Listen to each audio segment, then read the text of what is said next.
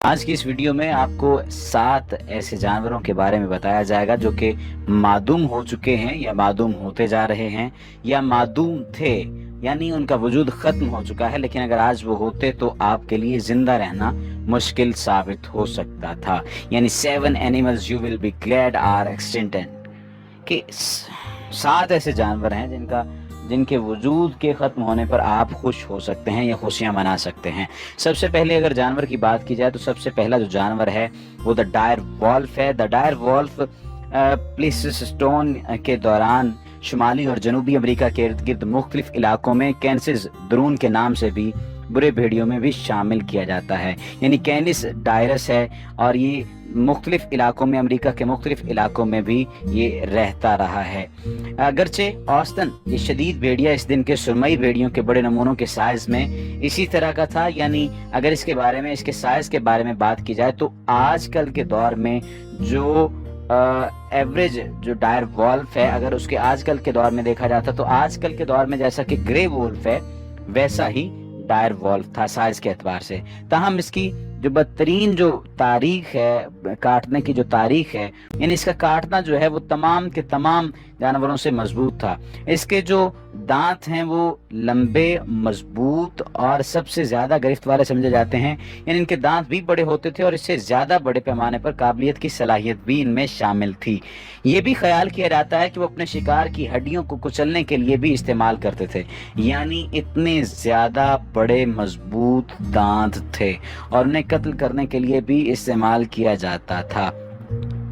اس کے علاوہ یہ بہت عجیب قسم کی غذائیت کھاتے تھے تاکہ وہ اس غذائیت کے ذریعے سے ایک یا ایک سے زیادہ غذائیت کی صلاحیت بھی ان کے جسم میں ہوتی تھی۔ لابرا سے برآمد کردہ متعدد نمونوں پر بھی یہ جو تحقیق کی گئی ہے وہ اس تحقیق پر مبنی ہے، اور ایسے جانور جو ہیں وہ بہت زیادہ خطرناک تھے۔ اس کے بعد باری آتی ہے 6 نمبر پر سمیلوڈن کی۔ سمیلوڈن جو ہے یہ سب سے بہتر نام سے جانا جاتا ہے اور پرجاتیوں میں سے ایک ہے، یعنی یہ ان سپیشیز میں سے ایک ہے جو کہ عام سیبر ٹوتھ کیٹ کے نام سے جانی جاتی ہیں، یعنی سیبر ٹوتھ انہیں کیٹ کے طور پر جانا جاتا ہے۔ بہت بہتر دور میں یہ 1.6 ملین سے 10,000 سال قبل سمندریوں نے امریکہ کے علاقے میں اسے آباد کیا تھا۔ ریاست ہائے متحدہ امریکہ کے لاس اینجلس میں لابرا ٹارگیٹس میں ہزاروں سویلٹون جو موجود ہیں، یہ نمونوں کو تلاش کیا گیا، اور ان کی سب سے زیادہ نمایاں جو خصوصیات ہیں، ان کے کیکیاں تھیں جو مسکراہٹ پر مشتمل تھیں، سمندری آبادی کے لیے 12 انچ تک بھی بڑھ سکتی تھیں۔ ان کی اونچائی کا جب اندازہ لگایا گیا تو ان کی اونچائی جو تھی وہ بہت زیادہ تھی۔ اس کے بعد باری آتی ہے 5ویں نمبر پر ایسی بریڈ کی جسے دا ٹیرر برڈ کہا جاتا ہے، دہشت گرد پرندے کے طور پر اسے جانا جاتا ہے۔ دہشت گرد جو پرندہ ہے یہ اس کا اور نام بھی ہے جسے فورس ہیسائڈ بولا جاتا ہے۔ یہ امریکہ کے علاقے میں ہے اور یہ سپاہی کا شکار تھا، یعنی جو سپاہی لوگ ہوتے تھے جن کے پاس بہت زیادہ مال و مواد ہوتا تھا، ان کے پاس ہی یہ پرندہ وہی اس کا شکار کر سکتے تھے۔ دہشت گرد پرندوں نے اونچائی سے بڑھ کر سب سے بڑا نمونہ تقریباً 10 فٹ لمبا کھڑا کیا، یعنی 10 فٹ تک اس کی ہائٹ، اور لارجسٹ اسپیسیمن جو کلیکٹ کیا گیا وہ 10 فٹ لمبا تھا۔ اس کے بڑے سروں اور طاقتور جو پروں کی اگر بات کی جائے، اس کے علاوہ ان کی لمبی گردنیں تھیں، لمبی گردنوں میں بھی بہت زیادہ لچک تھی، اور یہ اپنے شکار کو تباہ کن حملوں کی فراہمی میں بھی مدد دیتی تھی۔ وہ اکثر اپنی اونچائی کو دھمکی دینے کا ذریعہ بھی استعمال کرتے تھے، اور سب سے جو بنیادی چیز ہے وہ یہ ہے کہ یہ اب حملہ کرنے سے پہلے جانچ پڑتال کر لیتے تھے کہ کس طرف سے حملہ کیا جانا چاہیے۔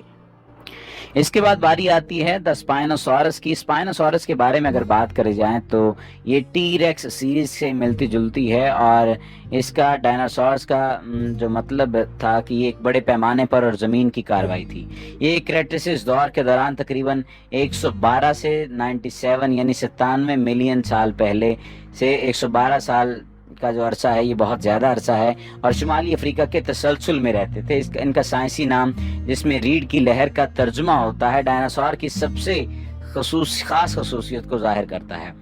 इस स्पेनोसॉर्ड्स के पास इसके पीछे बिस्तर पर बढ़ती हुई लंबों से मुतालिक अज़ा की चमकें भी थीं, जो कि साइंसदानों ने कील का हवाला देते हुए फॉर्म बनाने के लिए एक दूसरे से मुंसलिक किया। साइंटिफिक नेम दिया गया जिसे स्पाइन लिजर्ड के नाम से जाना गया, और स्पाइनोसॉर्ड्स had 10 neural spines growing on its back vertebrae, यानी इसकी जो बैक है, इसकी जो पीठ है, उसके ऊपर कील की तरह की हड्डियां जो हैं वो उगती थीं, और हड्डियां ये आप देख भी सकते हैं मुख्तलिफ तस्वीर में।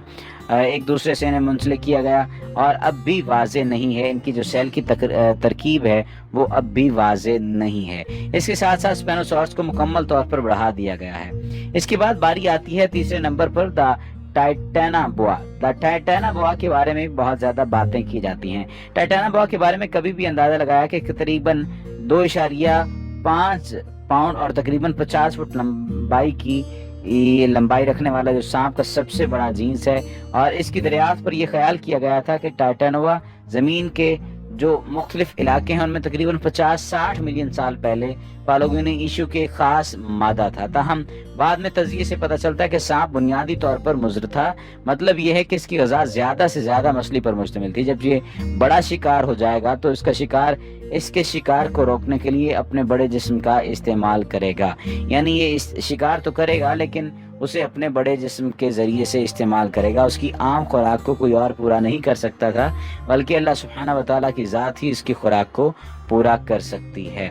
इसके बाद बारी आती है एक ऐसे जानवर की। दूसरे नंबर पे ये जानवर है जिसका नाम रेक्स है, और रेक्स लातीनी लफ्ज़ जो है वो ज़ुबान से आता है। ट्राइनोसॉर्स रेक्स हमेशा सबसे बड़े शिकारियों में से एक है। इस नाम पर भी अगर गौर किया जाए तो इसका नाम इंसाफ है। टी रेक्स चंद गैर एवेन्यू डायनासोर्स में से एक था जो अब भी क्रेटेसिस पेंगुइन विटेशन इवेंट से कबल जमीन पर घूम रहे थे। केपीजी वाक़े के पीछे मारूफ नजरिया ये है कि जमीन पर तमाम पौधों और जानवरों की जिंदगी के तकरीबन 3/4 के बड़े पैमाने पर कशीदगी के बारे में एक बड़ा टेट्रावाइड लाता है। सबसे बड़ा मुकम्मल टीरेक्स नमूना शिकागो में field museum of natural history में वाक़ है, और लंबाई में 40 जो फुटों की पैमाइश और 12 फुट लंबे हिस्से पर वाक़ है। हड्डी की साख्त के मुताबिक ये अंदाज़ा लगाया गया है कि ये बहुत अहम जानवर गिना जा सकता है। इसके बाद सबसे पहले नंबर पर बारी आती है मेगालोडॉन की। मेगालोडॉन तकरीबन 23 से 2.6 मिलियन साल पहले प्लाइकन और मेनोनिन के दौरों के दौरान समंदर में सबसे खतरनाक शिकारियों में से एक था। दरियाफ्त जो की गई बात वो दांतों और वर्टेब्राए के साइज के मुताबिक ये तय किया गया था कि मेगालोडॉन की जिस्मानी जो साख्त है वो बहुत अहम है, और इसकी अजीम सफ़ेद शार की तरह थी इसकी साख्त। ताहम मेगालोडॉन बहुत ज़्यादा था। फवासील सबूत और जिस्म के बड़े पैमाने पर तज़किया की बुनियाद पर जो अजीम सफ़ेद के मुकाबले में किया गया था उसका अंदाज़ा लग गया था कि मेगालोडॉन की लंबाई 55 से 60 फीसद तक थी, जिसमें वजन 50 और 75 टन थी। साइंसदानों ने इन पैरामीटर से ज़्यादा मखसूस नमूनों के इम्कान को खारिज नहीं किया। 2008 यानी में कंप्यूटर में जब इसका तयन लगाया गया तो 10.8 से 18.2 टन काटने की कुव्वत है कि ये शार्क इस अंदाज से इतनी मजबूती से काटती है, और अगर इस शार्क को काटने की ज़रूरत पड़ती तो इससे डबल 2 गुना या 3 गुना ताकत होना बहुत ज़्यादा ज़रूरी थी।